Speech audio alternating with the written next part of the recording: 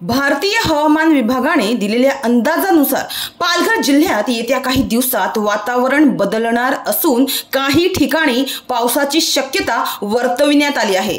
पालघर जिल्ह्यात 1 आणि 2 एप्रिल रोजी वातावरण अंशतः ढगाळ राहील आणि काही ठिकाणी हलका ते मध्यम स्वरूपाचा पाऊस पडेल असा अंदाज हवामान विभागाने व्यक्त केला आहे। त्यानुसार हवामान विभागाने दिलेल्या अंदाजानुसार आज पालघर तालुक्यातील मनोर मस्ताननाका येथे ढगाळ वातावरण निर्माण झालं आहे। मस्ताननाका येथे ढगाळ वातावरण असल्याचं पाहायला मिळत आहे। मात्र सध्या अवकाळी पावसाची शक्यता कमी दिसत असली तरी ढगाळ वातावरणामुळे अचानक पाऊस पडण्याची शक्यता नाकारताही येत नाही। तर ढगाळ वातावरणामुळे शेती पिकांवर परिणाम होण्याची शक्यता आहे, त्यामुळे शेतकऱ्यांनी विशेष काळजी घ्यावी।